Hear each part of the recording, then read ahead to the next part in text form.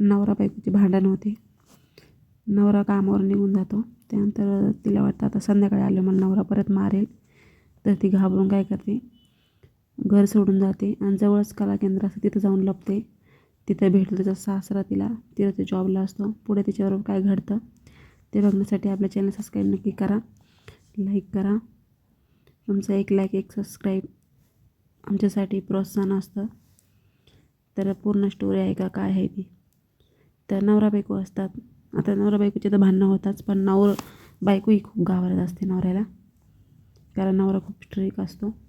तर तिला वाटतं आता संध्याकाळी आल्यानंतर तो मला परत हाणेल. ती काय करते, संध्याकाळ झाली की घर सोडते आणि जवळच कला केंद्र असं तिला वाटतं आता मी रात्रभर इथं लपून बसते. तर तिथं जाते. तिथं नेमकी तिचा सासरा असतो जॉबला, चुलत सासरा सिक्युरिटी गार्डमध्ये असतो, तिथे असतो. तो तिला बघतो लपलेली आहे म्हणून इथे बघतो. त्यानंतर तो काय करतो, तिला बळजबरीने नेतो आतमध्ये आणि तिथे एक रूम असतो, तिथे जाऊन तिच्यावर अत्याचार करतो. तिचं तोंड दाबतो. ती आरडाओरडा करते, पण तरी पण तिथं कोणी ऐकत नाही.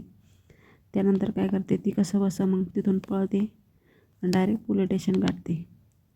तर मनोहर पोलीस स्टेशन आहे तिथे जाते आणि कंप्लेंट करते.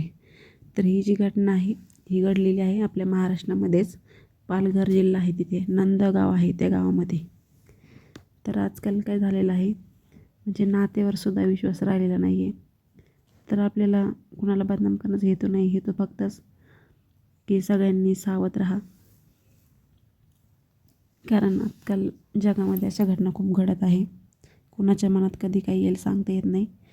आणि चुलत सासरा असतो, ती सून असते, तरी पण त्याला त्याचं भान राहत नाही. तर तुम्हाला काय वाटतं स्टोरीतून कमेंट करून नक्की सांगा. भेटूया नेक्स्ट व्हिडिओमध्ये.